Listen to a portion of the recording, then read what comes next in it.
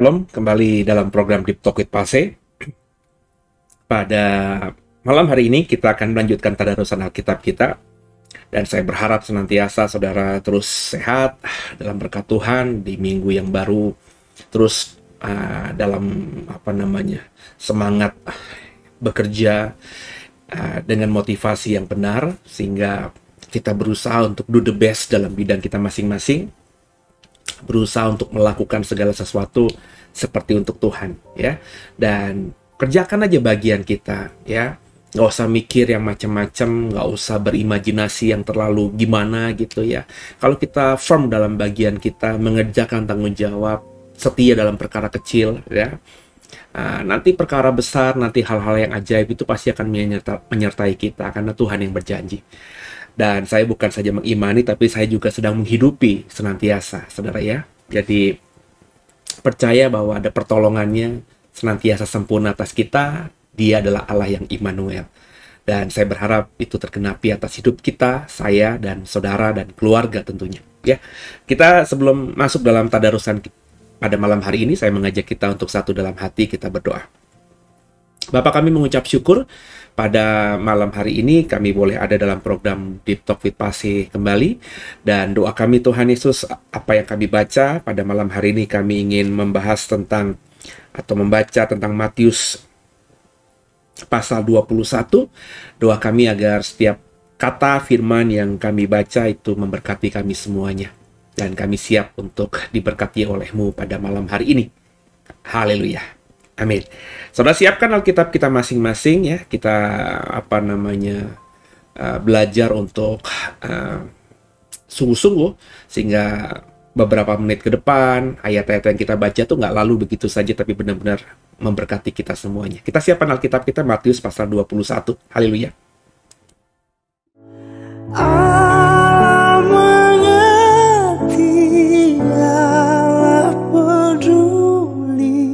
Segala persoalan yang kita hadapi tak akan pernah dibiarkannya.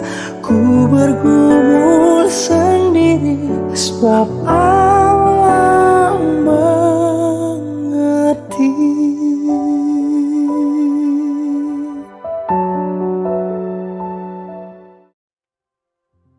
Ya, ada bantuan di sini. Injil Matius pasal 21, perikopnya diberi judul oleh Lembaga Alkitab Indonesia, Yesus dieluk-elukan di Yerusalem. Sama-sama kita baca, saudara ya, ayat pertama.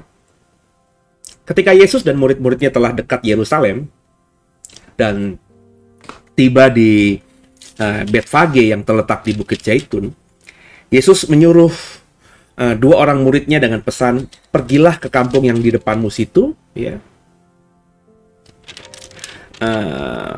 Yang di depanmu itu, dan di situ kamu akan segera menemukan seekor keledai betina tertambat dan anaknya ada dekatnya.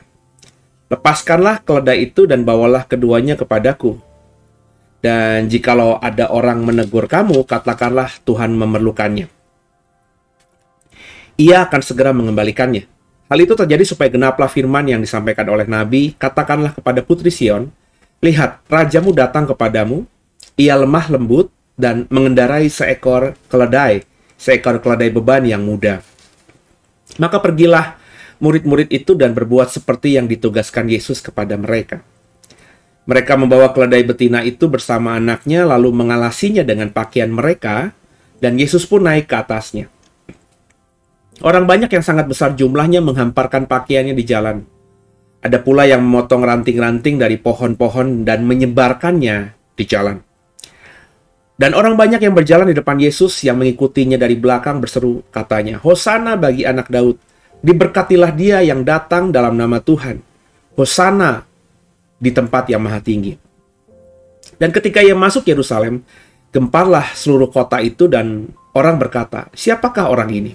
Dan orang banyak itu menyahut, inilah Nabi Yesus dari Nazaret di Galilea. Haleluya. Bapak Ibu biji mata Tuhan, ini perikop yang kemarin hari Minggu kurang lebih juga saya sampaikan tentang tahta yang ditolak ya. Minggu yang lalu ya tepatnya saudara ya. Saya pernah mengkhotbahkan ini bahwa Yesus menolak tahta. Nah ini terjadi di ya minggu-minggu terakhir sebelum Yesus merayakan Paskah dan akhirnya ditangkap dan kemudian mati di atas kayu salib.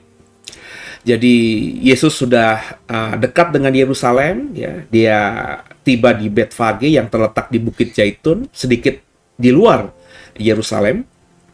Kemudian Yesus sebelum masuk ke Yerusalem, dia sengaja berhenti dan menyuruh dua muridnya dengan pesan, pergilah ke kampung yang di depanmu itu, yang ada di antara Betfage dan Yerusalem.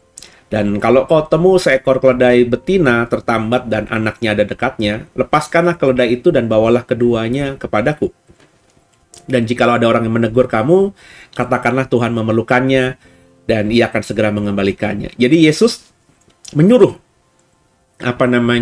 dua muridnya ya untuk pergi ke kampung di depan, dan pasti kalian akan menemukan seekor keledai betina dan juga anak keledai itu ya. Jadi betina ini muntah masih menyusui atau atau setelah menyusui, tapi keledai muda ini masih ada di sekitarnya ya. Jadi ada dua ekor keledai antara induk dan anaknya. Nanti kalau ada ketemu keledai itu, bawa kemari. Kalau yang punya nanyakan, bilang bahwa Tuhan memerlukannya dan akan mengembalikannya. Yesus sengaja melakukan hal ini, ya. Jadi bukan tanpa maksud, ya. Kenapa keledai gitu ya? Kenapa misalnya bukan pedati? Kenapa misalnya bukan onta? Kenapa misalnya bukan kuda dan lain sebagainya? Kenapa keledai? Jadi Yesus menyuruh dua muridnya karena memang ia ingin menggenapi apa yang sudah dinubuatkan dalam perjanjian lama, ya, bahwa rajamu akan datang kepadamu, ia lemah lembut dan mengendarai seekor keledai beban yang muda, ya. Di ayat yang ke-5 kita bisa baca, dan ini merupakan penggenapan dari Zakaria. Saya akan coba baca saja saudara ya, supaya saudara memahaminya. Zakaria pasal yang ke-9 ya, ayat yang ke-9. Coba saya buka dulu Zakaria pasal yang ke-9 ayat yang ke-9. Demikian firman Tuhan. Bersorak-soraklah dengan nyaring, hai putri Sion. Bersorak-soraklah, hai putri Yerusalem. Lihat rajamu datang kepadamu. Ia adil dan jaya, ia lemah lembut dan mengendarai seekor keledai beban yang muda. Tentu Yesus tahu ayat ini, ya.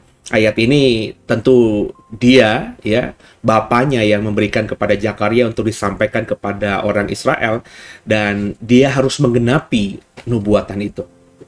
Jadi dia dalam kesadaran sebagai Tuhan yang Maha Tahu, dan ada hal kecil, hal kecil. Nah, coba urgensinya apa gitu ya? Naik keledai muda dengan berjalan kaki. Ya. Apalagi di sini Yesus berhenti dulu, ngaso dulu, minta dua muridnya ke kampung seberang gitu di depan untuk ngambil dua keledai. Ini kan membutuhkan waktu yang relatif cukup lama mungkin ya. Ya, semata-mata dilakukannya karena harus menggenapi nubuatan. Ada nubuatan di Nabi PL dalam hal ini. Nabi Zakaria yang harus digenapi oleh dia.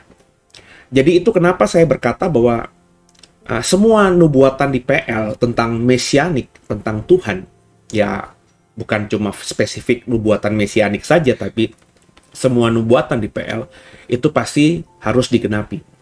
Ya, itu sama yakinnya saya dengan yang saya sering berkata bahwa perang Gog dan Magog itu dalam Yeskiel 38 harus terjadi.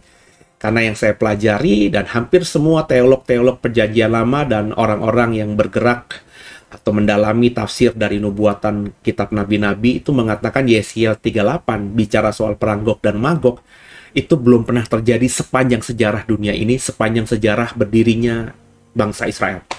Belum pernah. Jadi karena ada dalam Yeskiel 38, maka itu harus tergenapi. Dan saya menafsirkannya akan tergenapi sebelum perang Harmagedon, gitu ya. Atau berkaitan atau bersamaan dengan perang Harmagedon, ya kita sedang menunggunya, ya. Tapi bisa jadi itu terjadi sebelum perang Harmagedon atau sesaat sebelum perang Harmagedon. Tapi Gog dan Magog dan Harmagedon ini pasti kait-mengkait ya. Karena durasinya yang saya yakin tidak terlalu selisih panjang ya. Hanya mungkin sekitar 1 sampai 3 tahun saja ya. Antara perang Gog dan Magog Yeskiel 38 dan juga Harmagedon yang terdapat dalam kitab Wahyu pasal yang ke-16. Harus tergenapi. Jadi Yesus menggenapi nubuatan Zakaria ini ya.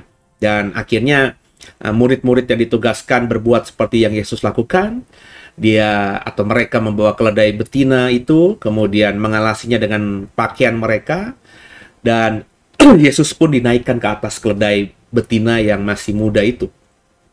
Ya, dan orang banyak sangat besar jumlahnya menghamparkan pakaian di jalan ya. Jadi Yesus datang itu benar-benar disambut seperti nubuatan Zakaria, rajamu datang ya. Sambutlah rajamu ya, karena dia datang dengan keledai muda, di atas keledai muda. Dan itu tergenapi. Hosana, Hosana. Itu yang dikatakan oleh orang-orang bagi anak Daud. Berarti semua orang itu terprovokasi untuk mengatakan bahwa Yesus adalah anak Daud, Yesus adalah Mesias, Yesus adalah Raja. Satu sisi Yesus tentu tahu ini harus tergenapi, tapi Yesus pun tahu bahwa apa yang ada di benak mereka soal anak Daud, soal Mesias, soal Kristus, soal yang diurapi, soal Raja, dengan apa yang dia pahami tentang kata-kata itu berbeda. Itu dalam khotbah saya, tahta yang ditolak. Bapak Ibu kalau belum mengikuti khotbah 2 minggu yang lalu, bisa mencari di channel YouTube ini dan mendengarkan khotbah itu. Yesus menolak dijadikan Mesias oleh orang-orang Yahudi yang berteriak di ayat-ayat ini. Ya.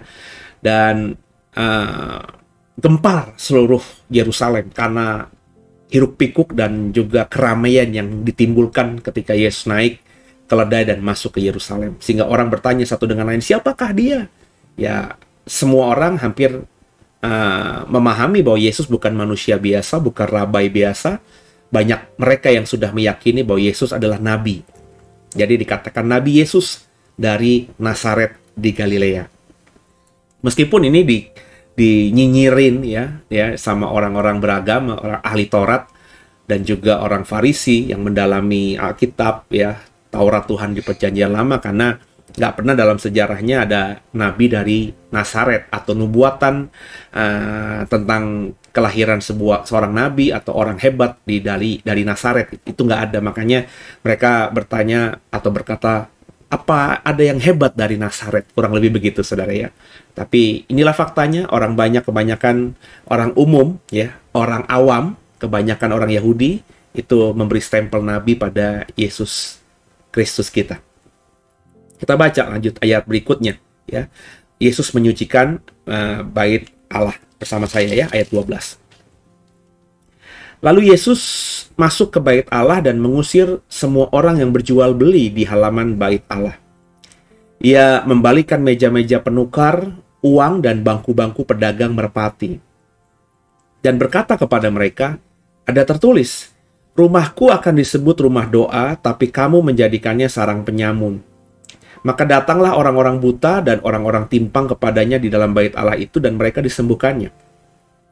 Tapi ketika imam-imam kepala dan ahli-ahli Taurat melihat mujizat-mujizat yang dibuatnya itu, dan anak-anak yang berseru dalam bait Allah, Hosana bagi anak Daud, hati mereka sangat jengkel. Lalu mereka berkata kepadanya, engkau dengar apa yang dikatakan anak-anak ini? Kata Yesus kepada mereka, aku dengar, belum pernahkah kamu baca, dari mulut bayi-bayi dan anak-anak yang menyusu, engkau menyediakan puji-pujian? Lalu ia meninggalkan mereka dan pergi keluar kota, ke Betania, dan bermalam di situ. Nah, ada peristiwa ketika Yesus sudah sampai di Yerusalem. Dan seperti kisah-kisah yang lainnya ketika Yesus ke Yerusalem, pasti dia akan masuk ke Bait Allah. Dan ketika dia sampai di Bait Allah, dia mengusir semua orang yang berjual beli. Menarik di sini, yang diperjualbelikan di situ adalah merpati. Ada banyak pedagang merpati di ayat 12, dan juga penukar-penukar uang. Ya. Padahal merpati untuk apa? Ya. Kenapa ada banyak pedagang merpati di Bait Allah? Karena itu dijadikan untuk sebagai persembahan kepada Tuhan oleh orang-orang kebanyakan. Ya, pertanyaannya menarik, saudara. Kenapa yang disebutkan hanya pedagang merpati? Memang merpati itu adalah hewan yang bisa dipersembahkan kepada Tuhan di mezbah. Tapi kan ada binatang yang lain, kambing, domba, lembu. Kenapa tidak disebutkan itu ada di Bait Allah? Ini yang menarik, saudara. Ya. Di ayat ini, saya yakin ada hal yang tersembunyi yang Tuhan mau sampaikan. Saya tafsirkan pertama, kenapa yang disebutkan hanya pedagang merpati dan menafikan pedagang-pedagang hewan kurban lainnya yang mestinya ada juga di Bait Allah, tapi tidak dikatakan di Matius. Matius ingin mengatakan bahwa memang orang-orang Israel dalam Perjanjian Baru itu ya memang miskin, hidupnya susah. Jadi kalau kita membaca hukum Taurat, ya, merpati itu bisa dikorbankan bagi orang-orang yang memang miskin dan susah, ya, bukan untuk orang-orang yang mampu apalagi berlebihan. Bagi orang yang mampu dan berlebihan, itu hewan kurban yang dituntut adalah kambing, domba jantan, atau lembu jantan. Dengan tidak dikatakan pedagang kambing, lembu, dan domba di dalam Bait Allah, itu hanya pedagang merpati, terindikasi bahwa memang masyarakat Israel pada zaman Perjanjian Baru relatif hidupnya jauh lebih miskin dibandingkan dengan kejadian ketika Taurat ini diturunkan kepada orang Israel. Hidup mereka susah. Dan ini bisa dimengerti karena mereka ada dalam penjajahan Kekaisaran Roma pada saat itu. Itu yang pertama. Ya, yang kedua juga menarik di sini, berarti mungkin bisa juga ditafsirkan orang Israel itu pelit juga gitu ya. Ya, dengan tidak disebutkan ada pedagang kambing, domba, dan lembu di situ, jangan-jangan orang kaya yang mau juga harus mempersembahkan hewan kurban sebagai persembahan penebus salah kah, apalah gitu ya. Mereka ya juga hanya membeli merpati. Ya. Jadi orang Israel zaman itu tuh lebih selfish, lebih egois ya, nggak mau jujur di hadapan Tuhan, nggak mau terbuka kepada Tuhan dan hitung-hitungan kepada Tuhan, sehingga ketika memberi persembahan pun mereka memberi persembahan kepada Tuhan yang sebenarnya tidak layak, karena mereka bisa jauh lebih baik memberikan persembahan kepada Tuhan dibandingkan, maafkan saya, burung merpati. Ya, saya nggak tahu ya, tapi ini fenomena juga yang saya lihat kalau saya mengukur diri saya gitu ya. Zaman saya belum bertobat itu, bahkan memberikan persembahan kepada Tuhan itu, kalau memberi yang terbaik atau yang nominalnya besar itu masih gimana gitu ya.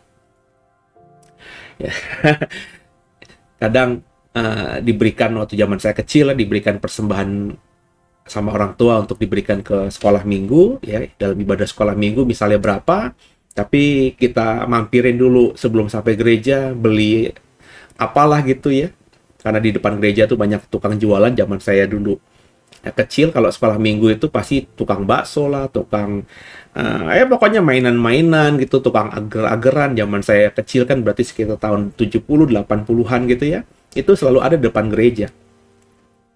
Jadi kita jajanin dulu dan sisanya kita masukin dalam kantong persembahan sekolah minggu ya. Jahat ya itu ya, jangan ditiru ya. Tapi itu sebenarnya kalau kita lihat tercermin juga masih dilakukan oleh orang-orang yang ya belum benar-benar mengenal Tuhan. Saya tidak bilang memberikan persembahan dengan nominal, maafkan saya ya, Rp1.000, Rp5.000, Rp10.000 itu kurang baik gitu ya, atau tidak baik gitu ya. Bukan isunya nominal ya, karena di Alkitab saya saja ada seorang janda miskin yang memberikan persembahan hanya 2 peser ya.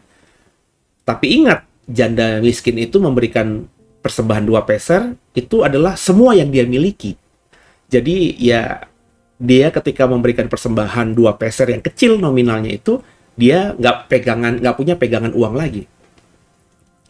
Jadi yang saya mau katakan bahwa saya tidak ngomongin soal nominal, tapi sedih saya melihat kalau ada orang yang secara ekonomi mampu, ya, terbukti dia habis ke gereja atau sebelum ke gereja, seperti saya zaman sekolah minggu, mampir dulu ke restoran, ya, makan siang habis dari gereja bersama keluarga di restoran, atau di kafe, ya, atau di junk food, ya, yang tentunya saya percaya kalau kita misalnya ke restoran cepat saji atau junk food, misalnya McDonald kah, KFC kah, sebutkanlah nama-nama itu kalau beli paketan saja paling murah ya 30 ribuan untuk satu orang, gitu ya.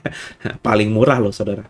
Ya, kalau kita belinya yang paketnya jumbo gitu ya, atau misalnya restoran yang harganya lebih mahal seperti Hoka Bento, itu mungkin bisa 40 ribu, 50 ribuan.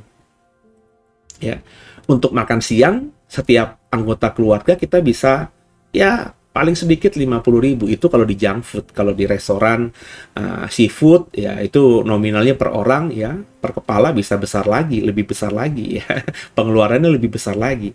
Untuk setiap orang, habis dari gereja, kita dengan rela gitu ya, dengan tanpa mikir panjang, traktir setiap orang 50 ribu paling tidak. Tapi untuk memberi kepada Tuhan, lewat persembahan, kita, maafkan saya, hanya memberi 10 ribu. Ya, saya tidak bilang nominalnya lagi ya, saudara, dalam artian merendahkan nominal angka 10 ribu itu. Cuma bagi saya nggak cengli banget gitu ya. Ya. Dia mampu kok. Dia hidupnya mampu kok. Buktinya habis dia memberikan persembahan di gereja hari Minggu 10 ribu, dia makan di KFC dengan nominal minimum 30 ribu, 50 ribu per kepala. Kalau dia punya istri, punya 2 anak, maka dia bisa menghabiskan 200 ribu paling tidak di restoran cepat saji itu. Tapi untuk kepada Tuhan, dia hanya memberikan 10 ribu. Bahkan mungkin ketika suami memberikan 10 ribu, istrinya tidak memberikan, anaknya tidak memberikan. Berarti kalau mereka datang ke gereja 4 orang, ya 4 orang itu hanya memberikan persembahan 10 ribu kepada Tuhan lewat gereja. Ini yang saya bilang ironis gitu ya. Ya, sekali lagi bukan masalah nominalnya, tapi sikap hati kita kepada Tuhan. Memberikan persembahan itu merupakan wujud ucapan syukur kita kepada Tuhan, karena kita meyakini bahwa kita ada detik itu, punya uang hari itu, punya pekerjaan hari itu, masih sehat hari itu, karena Tuhan pelihara. Ucapan syukur itu diwujudkan dengan memberikan persembahan. Maka bagi saya, pemberian persembahan saudara itu memperlihatkan seberapa besar kau mengucap syukur kepada Tuhan. Pemberian persembahanmu itu, nominal persembahanmu itu mencerminkan seberapa besar kau menghargai apa yang Tuhan sudah lakukan kepada kita. Janda yang dikatakan di Alkitab itu memberikan 2 peser, nominalnya kecil, tapi dia berikan semuanya yang dia miliki. Memang hanya itu yang dia miliki. Kenapa? Karena dia menghargai apa yang Tuhan sudah berikan kepada ia sampai detik itu. Dan dia ketika memberikan semua yang dia miliki, dia mempercayakan hidupnya kepada Tuhan. Saya tidak bilang kita harus memberikan persembahan yang semuanya yang kita miliki.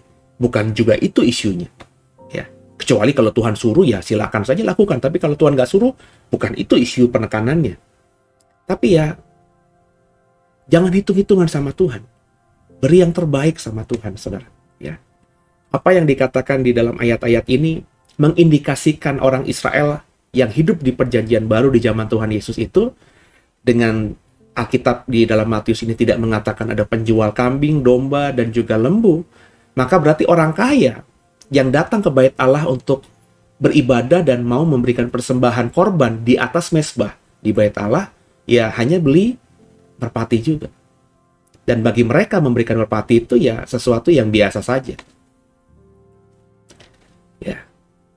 Padahal habis itu mereka mungkin foya-foya, ya, beli anggur, ya, beli zaitun, ya, beli kain, dengan uang, emas, perak mereka yang ada di kantong mereka, tapi untuk Tuhan mereka hanya mempersembahkan burung merpati.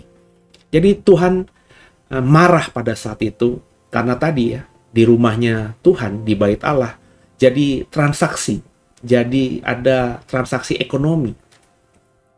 Tuhan marah. Kalau Bapak Ibu sering dengar khotbah saya sudah jelaskan berkali-kali, ini akal-akalannya para imam aja, orang-orang yang melayani Tuhan di bait Allah itu, ya.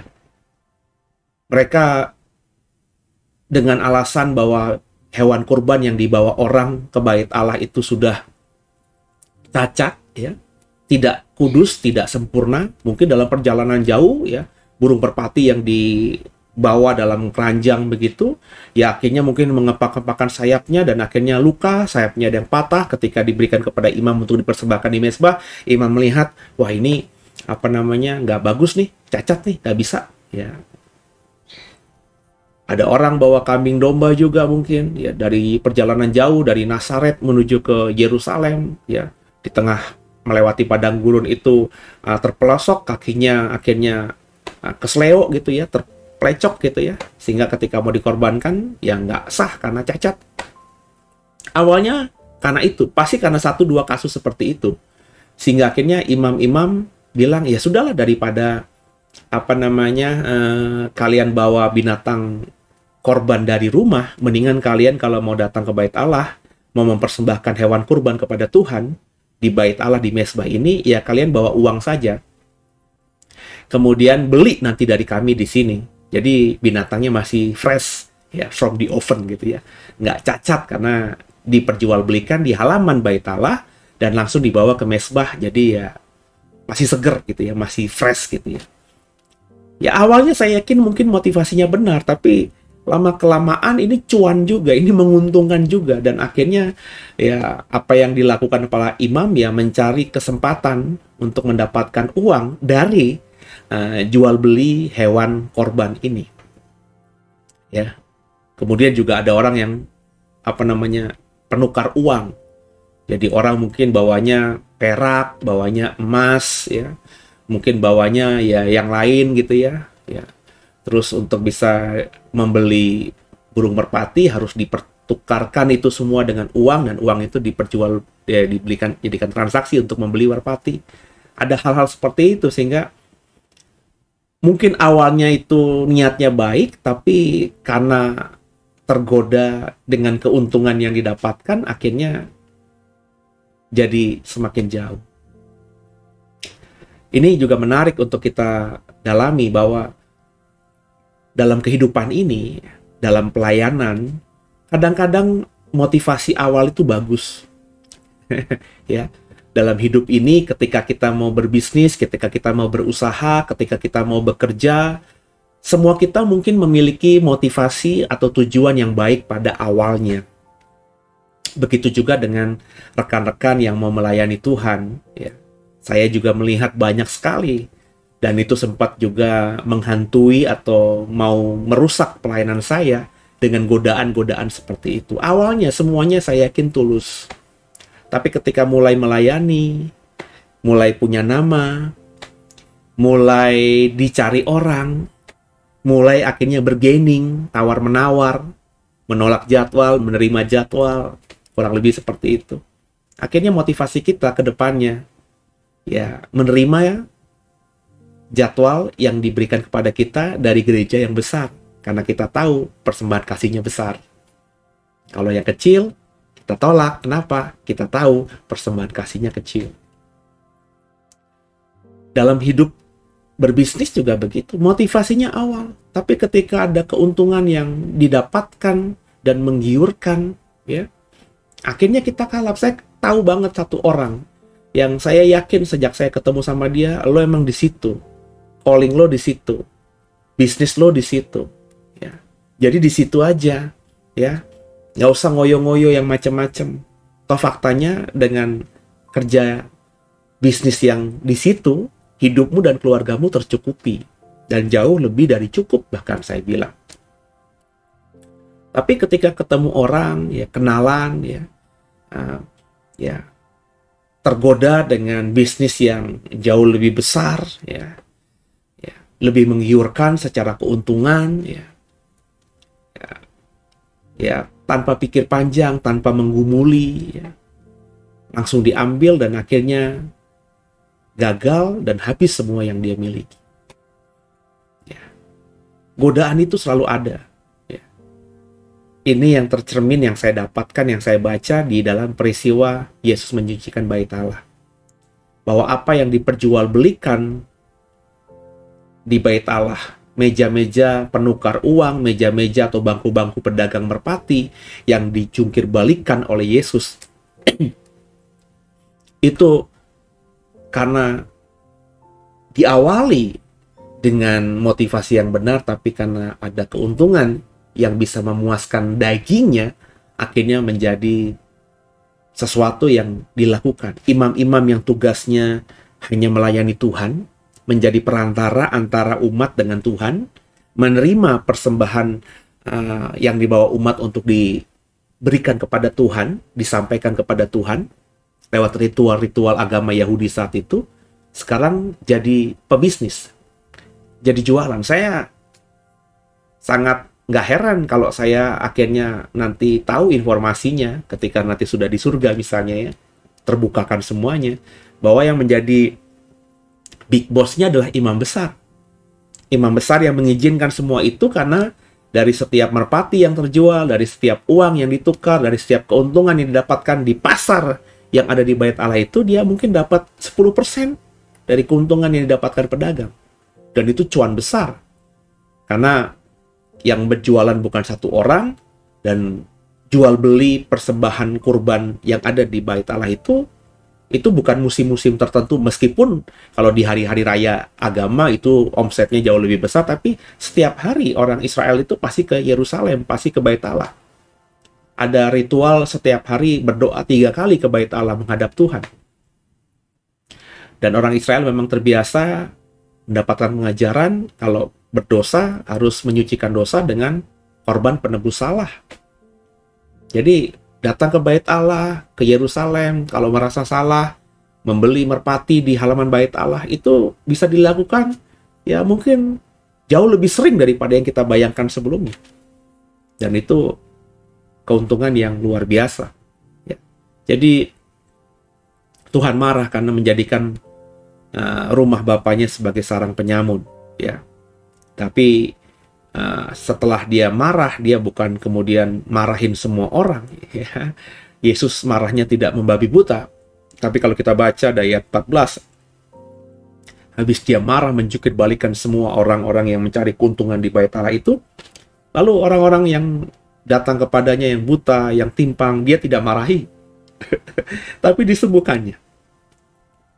Jadi Tuhan kita itu bisa clear melihat mana yang problem, mana yang bukan problem, mana yang sakit, mana yang baik. Ya. Kepada yang sakit, kepada yang jahat, kepada yang tidak baik, dia berani tegas dan bahkan cenderung keras. Ya. Tentu tindakan Yesus menjungkir balikan meja-meja penukar uang dan bangku-bangku pedagang merpati ini tidak disukai oleh mereka yang mendapatkan keuntungan dari pasar yang ada di bait Allah itu, termasuk imam besar. Semakin benci dia kepada Yesus, makin benci mereka kepada Yesus. Tapi Yesus keras. Nah, ini yang mestinya juga kita harus pegang, ya.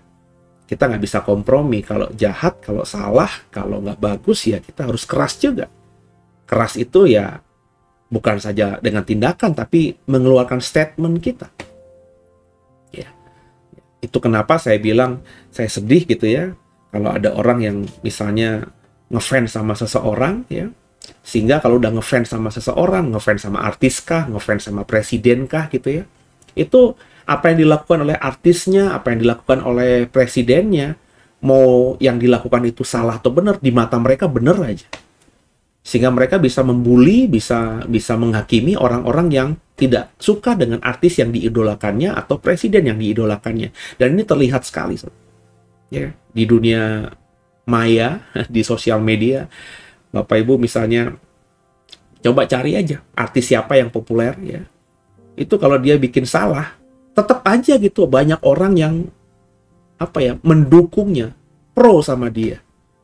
Dan bahkan orang-orang netizen yang kecewa dengan apa yang dilakukan yang memang salah itu dibully habis, diserang habis oleh yang pro ini.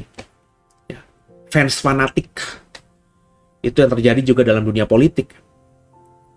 Saya selalu bilang saya adalah pendukung Pak Jokowi ketika pemilu Pilpres 2 periode kemarin.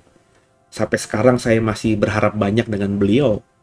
Dan harus saya apresiasi kinerja beliau dibandingkan presiden-presiden terdahulu. Bagi saya, ya mungkin beda dengan saudara, tapi bagi saya relatif lebih baik daripada sebuah presiden yang pernah memerintah di Republik ini. Tapi bukan berarti saya terus mendukung apa yang dilakukannya. Ya. Saya jujur mengkritik banyak hal yang kalau saya lihat itu salah. Ya. Banyak hal yang dilakukan bagi saya juga kurang tepat. Ada banyak hal, saudara. Salah satu contohnya ya presiden yang kurang tegas untuk mengatakan bahwa ketika ada orang-orang yang berusaha mendorongnya untuk maju di periode ketiga, padahal dalam konstitusi nggak boleh, atau memperpanjang masa jabatan, padahal dalam konstitusi nggak boleh. Ya. Meskipun harus saya akui, ya presiden berkata, ya saya taat konstitusi. Berarti ketika konstitusi sekarang ini hanya 2 periode dan tidak bisa diperpanjang, presiden taat. Tapi kan yang berusaha mendorong, yang berusaha untuk mencuci otak, mempengaruhi masyarakat umum dan partai-partai itu kan orang-orang yang punya kekuasaan. Ya, saya sebut saja Pak Muhaimin, itu kan ketua partai PKB. Dia bersuara, presiden diperpanjang. Karena dia harus melakukan apa yang selama ini nggak bisa dilakukan karena pandemi kemarin. Ada 2 tahun, 3 tahun kita mengalami pandemi, sehingga pekerjaan pemerintahan Jokowi kurang efektif karena energinya dan dananya habis untuk menyelesaikan masalah COVID-19 ini. Jadi diperpanjang katanya 3 tahun. Yang ngomong juga adalah Pak Luhut. Ya, ini bukan orang sembarangan. Ya. Menteri yang paling kuat kuasanya katanya gitu ya. Nah ini kan orang-orang ini kan berusaha mendorong Pak Jokowi, ya, dan juga lewat provokasi kepada masyarakat, ya, bahwa kalau didukung, ya konstitusi bisa dirubah. Ya, Pak Jokowi tapi berkatanya ya normatif aja, saya taat konstitusi, ya. Berarti kalau konstitusi bisa berubah, ya dia akan taat juga. Mestinya kalau saya jadi Pak Jokowi, ya idealnya tidak. Konstitusi kita yang sudah disepakati sejak reformasi presiden hanya 2 periode. Kita sudah punya sejarah di Orde Baru, presiden bisa terus diperpanjang dan akhirnya chaos. Korup. Saya nggak mau mengulangi sejarah. 2 periode. Meskipun saya sadar bahwa pemerintahan di periode kedua saya ini nggak efektif karena ada pandemi COVID-19, tapi ya itu udah takdir Tuhan. Ya saya akan menyelesaikan tanggung jawab saya sampai 2024, habis itu saya akan berikan kekuasaan sebagai Presiden Republik Indonesia kepada presiden terpilih berikutnya. Wah, andai kata begitu, mungkin lebih cooling down lagi. Tapi beliau nggak mengatakan. Beliau hanya ngomong yang tidak salah, ya, tapi juga kurang tegas. Dan itu ya saya suarakan juga. Jadi yang saya mau katakan, kita harus tegas ya dalam kata-kata. Ya, tidak. Sebagai pelayan Tuhan juga saya tegas. Ya, saya nggak peduli. Saya sudah sampaikan di dalam tadarusan kemarin, cerai itu pada awalnya Tuhan tidak izinkan. Jadi orang yang bercerai itu ya saya sedih. Ya. Jadi saya tidak pernah mengiyakan apapun dari argumentasi orang-orang yang bercerai itu atau mendukung perceraian yang mereka suarakan ke saya. Ya. Meskipun resikonya ya ketika saya terus tegas mengatakan hal seperti itu, ya yang bercerai itu akhirnya tidak sejahtera lagi bersama-sama berjemaat di gereja yang saya gembalakan. Tapi saya harus bersuara. Meskipun yang bercerai itu orang yang bagi saya cukup mempengaruhi gereja, tapi saya harus bersuara. Ya. Meskipun saya tahu kalau dia bertobat, Tuhan akan ampuni dan Tuhan bisa pakai kemudian hari. Tapi masalah perceraiannya itu, saya harus katakan. Dan ketika Tuhan suruh memperkatakan itu dalam khotbah di hari Minggu, dan kalau ada orang yang bercerai yang saya tahu ada datang di gereja, ya saya tidak akan merubah khotbah yang sudah saya siapkan. Jadi ketika saya sudah siapkan khotbah karena disuruh Tuhan untuk nyentil soal perceraian, dan orang yang bercerai datang, kan saya nggak tahu datang apa tidak di hari Minggu. Ya, saya nggak akan hentikan atau saya pause untuk saya khotbahkan kalau dia tidak datang. Saya khotbahkan saja. Resikonya minggu depannya lagi dia tidak datang, ya nggak apa-apalah.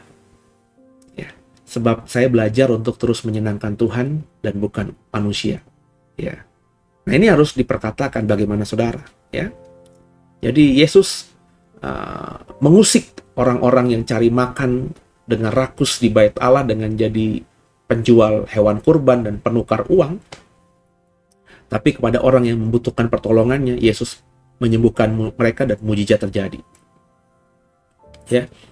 Dan ketika anak-anak akhirnya teriak Hosana bagi anak Daud karena melihat mujizat yang banyak dikerjakannya, ya, itu imam-imam ahli Taurat menjadi jengkel. Karena Yesus benar-benar menelanjangi mereka. Mujizat bukan dilakukan di mana-mana, tapi di bait Allah, di sarang mereka, di markas mereka. Mereka ada di situ setiap hari, selama bertahun-tahun, selama puluhan tahun, tapi nggak pernah bisa melakukan mujizat, cuma bisa khotbah doang. Tiba-tiba Yesus datang ke markas mereka di bait Allah, tempat kerja mereka, tempat tinggal mereka, tempat mereka melayani, dan Yesus melakukan mujizat, dan akhirnya anak-anak pun terpesona akhirnya karena mujizat itu dan teriak, Hosana, Hosana bagi anak Daud. Tapi Yesus, meskipun mereka berkata, kau dengar apa dikatakan anak-anak itu? Menghujat. Masa kau dikatakan anak Daud? Masa kau dikatakan Mesias? Masa kau dikatakan Kristus? Masa kau dikatakan adalah Raja? Kau kan, ya taruhlah orang-orang bilang kau nabi dari Nazaret. Kau orang biasa. Ya. Imam kepala dan ahli Taurat berkata demikian. Tapi apa kata Yesus? Kau belum mendengar? Ya. Belum pernah baca? Dari mulut bayi-bayi dan anak-anak menyusu, kau akan melihat mereka memuji-muji Tuhan. Dan habis dia berkata begitu, nggak lama setelah dia berkata begitu, ya, membuat imam-imam kepala dan ahli Taurat tercengang. Maksudnya apa nih? Maksudnya dia berkata dia memang anak Daud? Maksudnya dia berkata dia emang Mesias? Maksudnya dia berkata dia adalah raja yang kita nanti-nantikan itu? Mereka lagi bertanya-tanya, dan mungkin beberapa mereka semakin kesal karena Yesus mau menyamakan dirinya dengan Mesias yang dinantikan orang Israel di zaman itu. Yesus langsung meninggalkan mereka dan pergi keluar kota ke Betania dan bermalam di situ. Jadi ya kita belajar dari Yesus, ya, tahu posisi juga. Ketika situasi sudah tidak kondusif, ya udah pergi. Ya. Ketika situasi akan bisa menjadi berat buat kita, pergi. Ya. Kalau Tuhan tidak suruh untuk terus ada di situ, ya makanya butuh kepekaan itu. Kadang-kadang mundur atau tanda kutip kabur gitu ya dari perdebatan itu bukan sesuatu yang memalukan. Yang penting kita itu melakukannya bukan karena semata takut, semata gentar, ya, tapi kita melakukannya karena kita punya hikmat yang dari Tuhan. Belum waktuku untuk menghadapi semuanya dengan frontal. Jadi hikmat itu perlu sehingga kita tahu ini pas nggak kita di sini, pas nggak kita ngomong begini, pas nggak kita lakukan ini, ya. Nah, Bapak Ibu harus punya itu. Dan hikmat itu diminta. Hikmat tuh nggak ujuk-ujuk saja. Salomo saja, orang paling berhikmat aja minta. Makanya dia diberikan hikmat dari Tuhan. Dia minta hikmat, padahal Tuhan tanya, kamu mau minta apa? Minta apa saja akan kuberikan. Dia malah mintanya hikmat. Ketika Salomo mintanya hikmat, hikmat diberikan. Makanya Tuhan berkata nggak ada orang berhikmat yang lebih hebat dari Salomo. Dan yang tidak dimintakannya, tidak diminta Salomo dari Tuhan, ditambahkan kepada Salomo. Sehingga Salomo bukan cuma orang berhikmat, tapi orang terkaya juga. Jadi Bapak Ibu, kalau paham cerita ini, nggak usah minta kekayaan, nggak usah minta pekerjaan, nggak usah minta uang, nggak usah nangis-nangis sama Tuhan, minta hal-hal yang bersifat duniawi. Minta hikmat sama Tuhan. Tapi dengan tulus. Bukan karena di otaknya pengen kaya seperti Salomo. Ya minta hikmat. Hikmat itu adalah cahaya, saudara. Hikmat itu adalah sukacita. Ya. Hikmat itu yang menuntun kita. Sehingga kita dalam melangkah tidak akan salah langkah. Itu yang penting, saudara. Dan kalau hikmat sudah dimiliki sama kita lakukan hal kecil saja, itu dampaknya akan luar biasa, dan pasti nantinya efek sampingnya tanpa kita minta, berkat akan mengikuti kita. Nangkep ya saudara ya? Dikerjakan ya. Lanjut.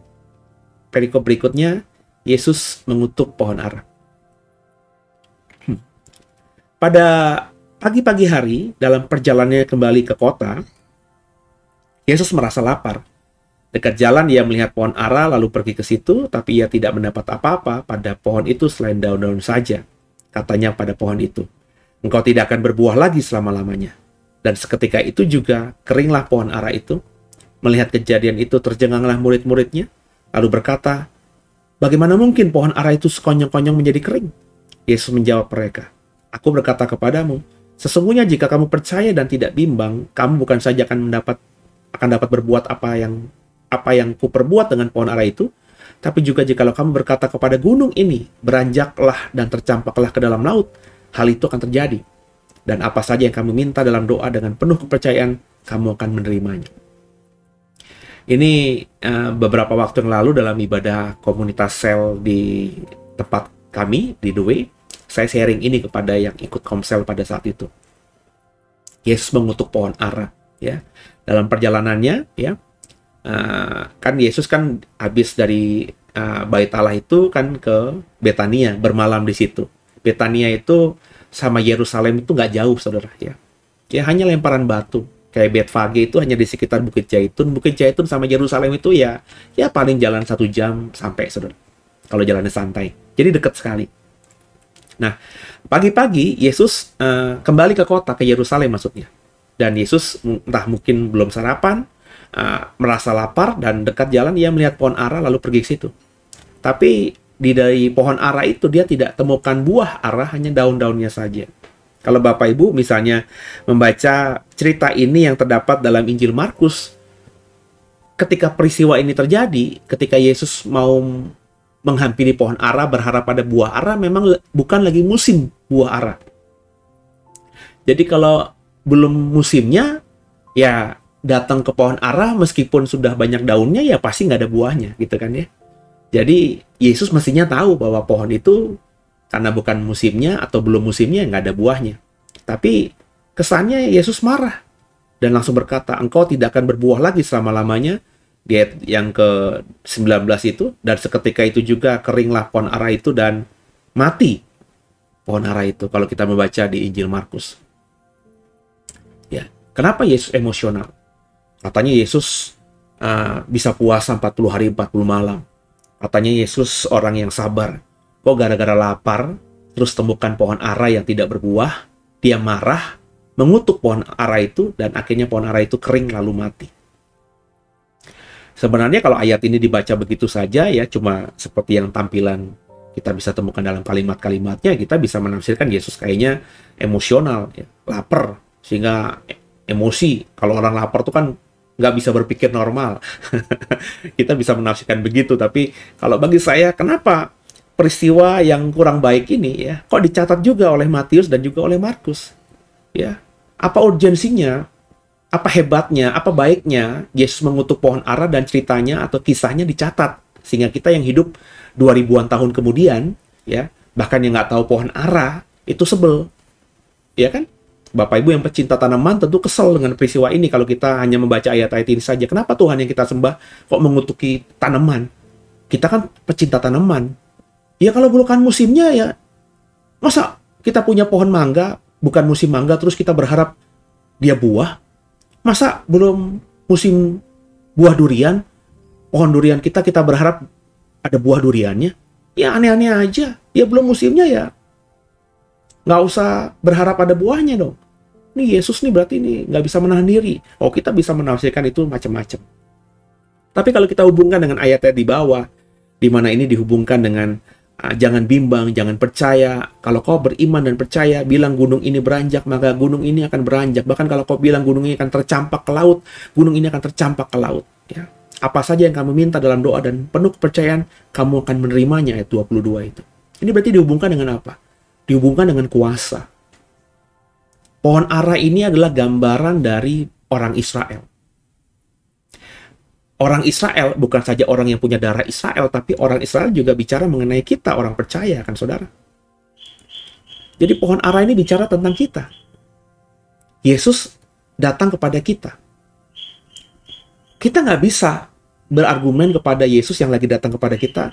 Sebentar Yesus, jangan datang sekarang. Saya sedang me time. Saya sedang mau nonton sama anak saya. Saya sedang mau istirahat. Saya sedang mau jalan-jalan. Saya sedang mau tamasya. Saya sedang mau belanja. Jangan datang dulu. Jangan ngajak ngobrol saya. Jangan menjumpai saya. Saya lagi mau memuaskan keinginan daging saya dulu. Nanti datang kalau saya sudah selesai liburan. Kalau saya sudah pergi kemana-mana. Kalau saya sudah beli ABCD.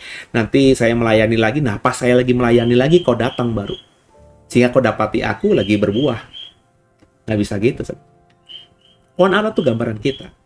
Yesus bisa datang kepada kita, pohon ara ini. Pohon ara, sekali lagi, ya kalau Bapak Ibu membaca teologi perjanjian lama, Bapak Ibu coba googling aja lah. Makna pohon ara dalam kehidupan orang Israel. Makna pohon ara dalam Alkitab. Pohon ara itu digambarkan oleh teolog-teolog penafsir perjanjian lama. Termasuk rabai-rabai, karena pendeta yang menafsirkan perjanjian lama ini ketika menafsirkan perjanjian lama juga cukup memperhatikan pengajaran para rabai-rabai Yahudi. Karena perjanjian lama kan diberikan untuk orang Yahudi, bukan orang Kristen. Yang paling tahu, yang paling bisa memahami, menafsirkan perjanjian lama ya orang rabai-rabai Yahudi. Baru kemudian gitu, kita yang sudah diberikan Roh Kudus, kita lebih tajam lagi mengertinya. Tapi pemahaman tafsiran orang Yahudi nggak bisa kita abaikan begitu saja. Nah, pohon ara itu gambaran orang Israel. Gambaran dari orang-orang yang disebut dengan pemimpin agama. Pohon ara juga berarti sebagai orang Kristen gambaran dari kita orang percaya. Kita yang melayani Tuhan. Dan kita ketika didatangi Tuhan, kapan saja Tuhan mau datangi kita, Tuhan menjemput kita kah? Tuhan menghampiri kita, datang kepada kita, menemui kita lewat mimpi kah, lewat apakah gitu ya. Kita harus lagi berbuah. Ya, meskipun bukan musimnya, kamu tuh punya kuasa. Kau bilang gunung ini pergi, kau bilang gunung ini tercampak ke laut, gunung itu akan tercabut dan tercampak ke laut. Kau punya kuasa itu. Makanya dengan kuasa itu, ya kau harus berbuah. Meskipun bukan musimnya hari ini, kau pasti bisa berbuah. Oh, kau punya kuasa. Jangankan cuma berbuah. Gunung disuruh tercampak dan terbuang ke laut saja bisa kau lakukan kalau kau punya iman sebesar biji sawi. Kan begitu, saudara ya. Jadi, nah ini ya. Ini yang saya bagikan di Komsel kemarin itu. Saudara dan saya harus terus berbuah. Ya. Sebagai orang percaya kita harus terus berbuah. Kita harus terus melayani Tuhan. Nggak bisa kita punya waktu santai. Sebab Tuhan datang kepada kita, Tuhan menjemput kita nanti, ya, yang kita sebut dengan kematian itu. Nggak bisa kita pilih-pilih lagi kita melayani Tuhan. Ya puji Tuhan lah. Kalau saya lagi berkhotbah, tiba-tiba Tuhan panggil saya. Dan itu memang doa saya, Tuhan kalau panggil saya, lagi saya khotbah lah. Saya lagi mendoakan orang, terus Tuhan panggil saya mati. Itu bagus banget.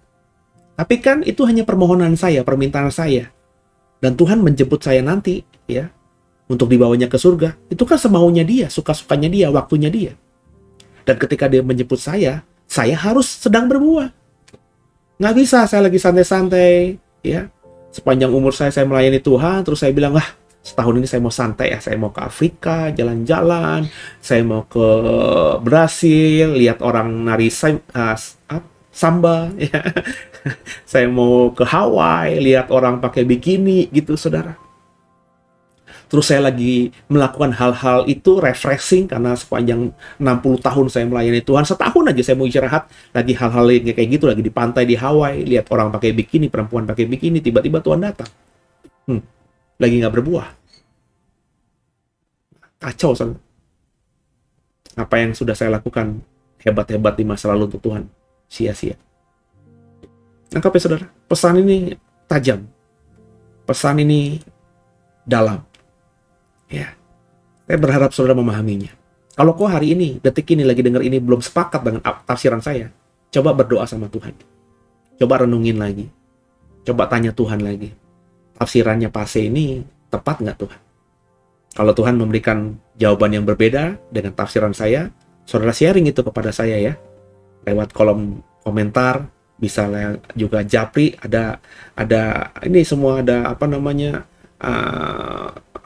alamat-alamat sosmed kami, ya, bahkan ada nomor WhatsApp dari admin, ya, yang ada di kolom deskripsi. Bapak Ibu bisa WhatsApp ke admin, utarakan pandanganmu, pasti akan sampai ke saya juga, ya. Nanti saya akan baca dan saya coba dalami. Kalau akhirnya saya berubah, maka saya akan perbaiki tafsiran saya, ya. Jadi bagi saya, saudara dan semua kita orang percaya harus terus berbuah. Mau lagi musimnya, memang harus berbuah. Pas lagi nggak ada musim, sedang tidak musim, harus tetap berbuah.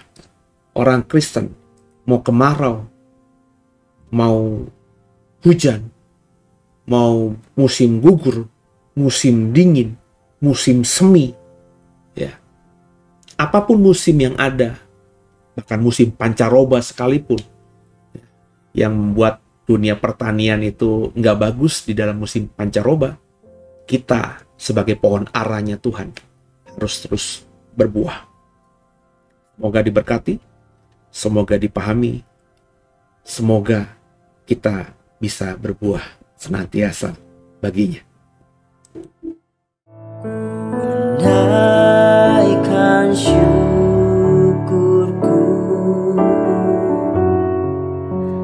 buat hari yang kau beri, tak habis-habisnya kasih dan rahmat-Mu.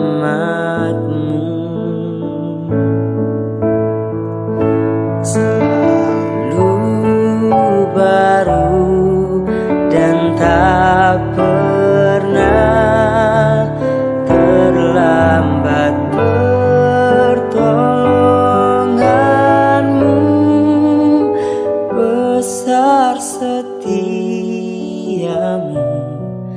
di sepanjang hidupku. Haleluya, kita nggak bisa selesaikan Matius 21 ini, ya, karena panjang apa yang saya bahas. Jadi sisanya di ayat yang ke-23 sampai dengan ayat yang ke-46 kita lanjutkan esok malam, ya saudara, ya. Dan kalau sudah diberkati lewat program ini, bisa dibantu lewat dukungan doa saudara, ya. Kalau sudah tergerak untuk juga mendukung lewat dana, juga monggo, silahkan, ada nomor rekening di sini, bisa saudara dukung kami lewat dana saudara supaya program ini semakin baik lagi nanti ke depannya. Kemudian juga kalau saudara diberkati, bantu kami dengan men-sharekan program ini, ya, dibagikan kepada teman-temanmu, sahabatmu, saudaramu yang sudah percaya tentunya, karena program ini disetting untuk orang yang sudah percaya, supaya orang percaya itu bukan cuma beragama Kristen saja, tapi juga semakin mengerti dan bertumbuh imannya dengan iman yang benar, ya. Ini bukan buat program orang-orang yang tidak percaya kepada Yesus, ya. Jadi saya sedang mengajar untuk menumbuhkan iman saudara, ya. Ke depan nanti saya akan buat program bagi orang-orang yang memang belum kenal Tuhan, tentu dengan materi-materi penginjilan gitu, saudara, ya. Dan sedang saya siapkan itu semuanya. Jadi bantu share ini supaya banyak orang Kristen lainnya di luar sana yang juga bertumbuh imannya seperti Bapak, Ibu, dan saya yang senantiasa rutin mengikuti tadarusan Alkitab ini. Begitu, ya. Dan sebelum kita berpisah, kita satu hati kita berdoa. Bapak, kami mengucap syukur malam hari ini kami sudah diberkati Tuhan. Dan mampukan kami Roh Kudus bukan cuma cakap jadi pendengar semata, tapi juga cakap jadi pelaku firman. Ampuni salah dosa kami. Yesus Kristus adalah Tuhan Juru Selamat kami yang hidup, dan ke dalam tangan-Mu lah kami serahkan tubuh, jiwa, dan roh kami. Haleluya. Amin. Kekasih Tuhan, sekian. Selamat malam.